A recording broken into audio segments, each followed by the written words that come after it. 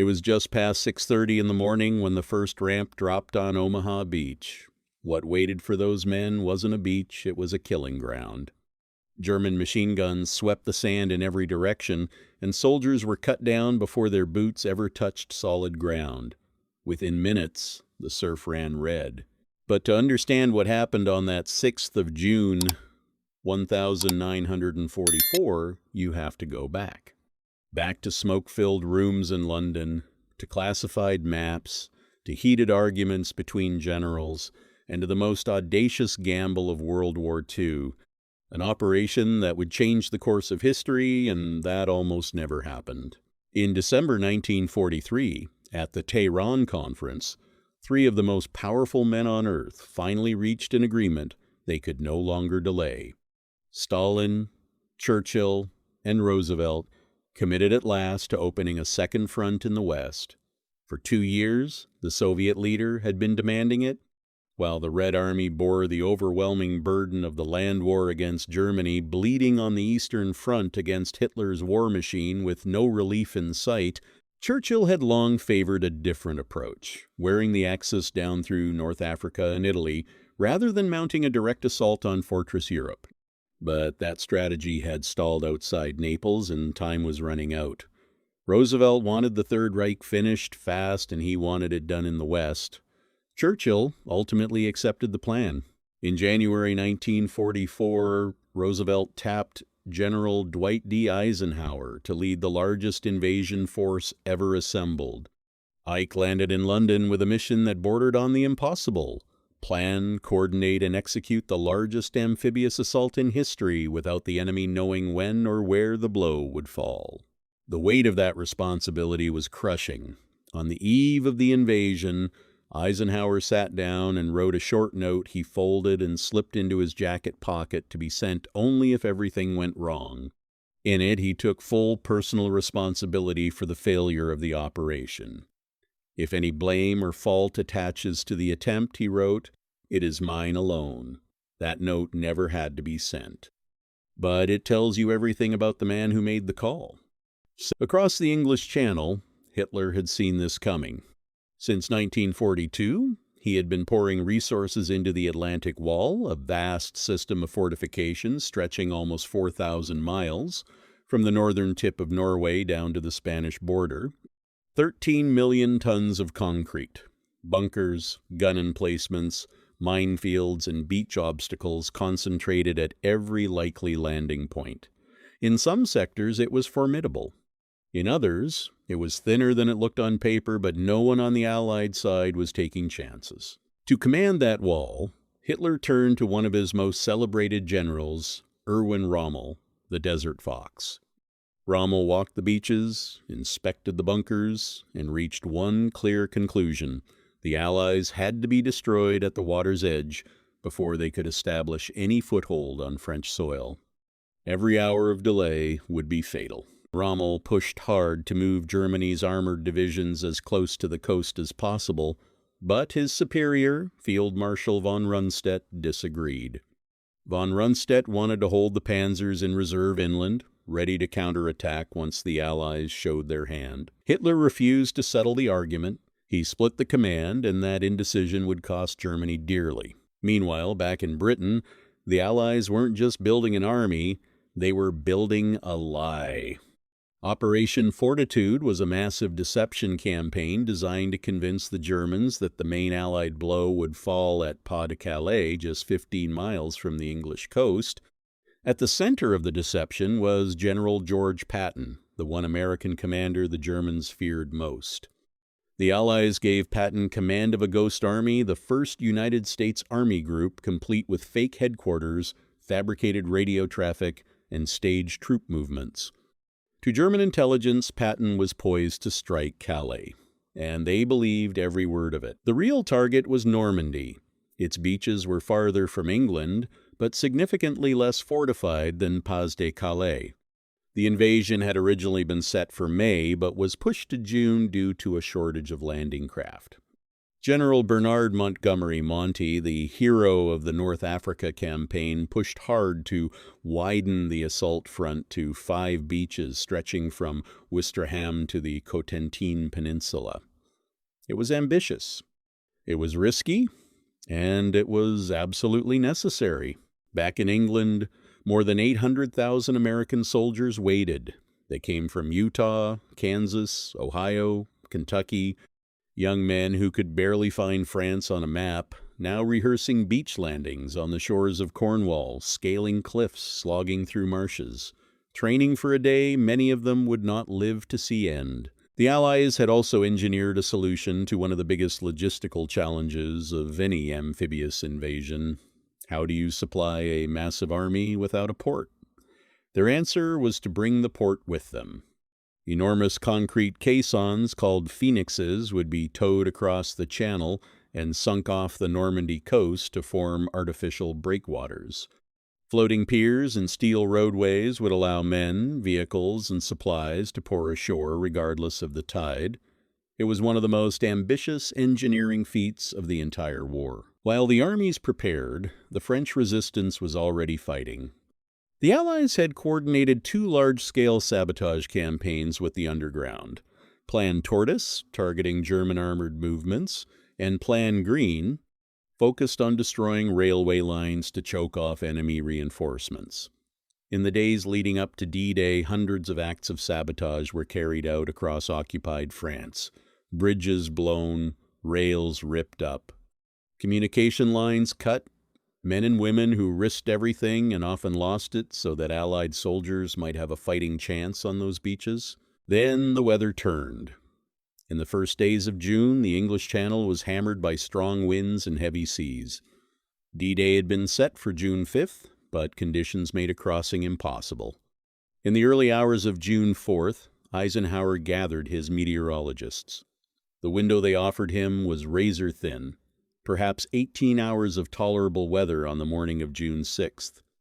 After that, more storms, possibly for weeks.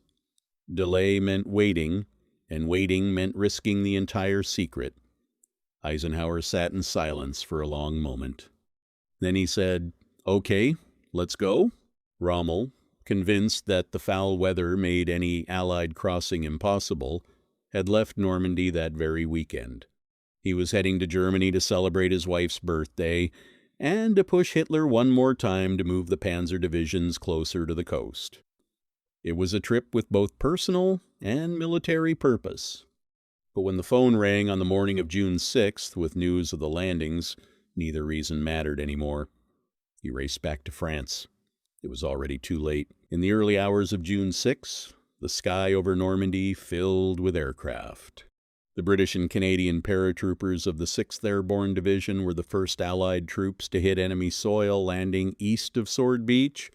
Their mission: capture and hold vital bridges over the Caen Canal and the Orne River before the Germans could blow them up. The first ground combat of D-Day lasted less than 10 minutes.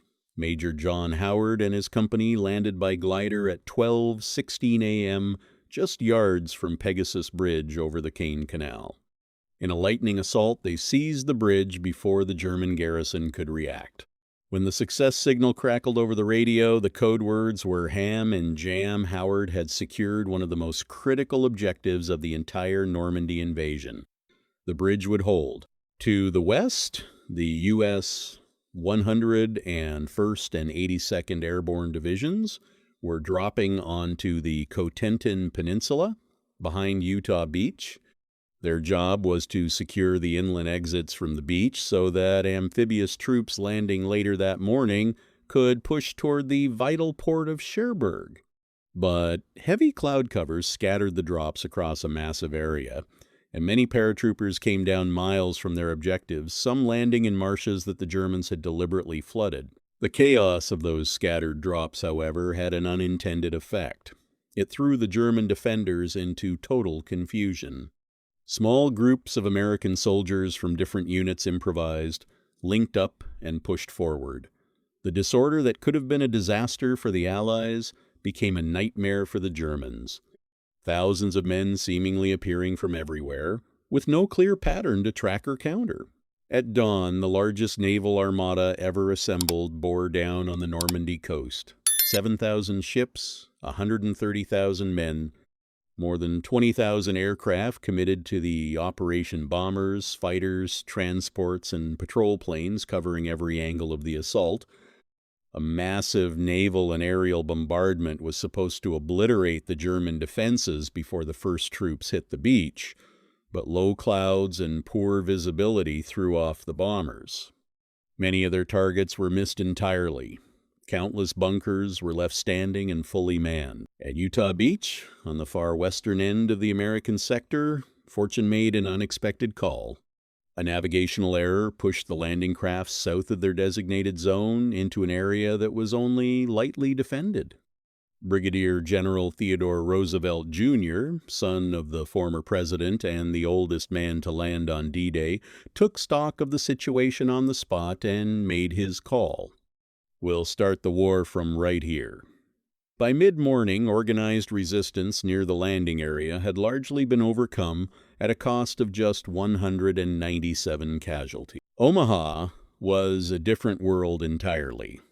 Of the 5 invasion beaches, Omaha was, without question, the most brutal. Most of the 6-mile stretch was dominated by steep bluffs around 150 feet high that gave German strongpoints perfect fields of fire over a beach littered with mines, obstacles, and barbed wire. The only routes off the beach ran through 5 narrow gullies called draws. The Germans knew exactly how critical those exits were, and they had turned every single one into a death trap. The DD tanks, amphibious Sherman tanks designed to swim to shore and give the infantry fire support, were launched into the water more than 2 miles out in rough, churning seas. 27 of the 32 tanks from the 741st Tank Battalion went straight to the bottom. Landing craft were swept off course by strong currents. Some swamped and sank. Drowning soldiers weighed down by full combat gear.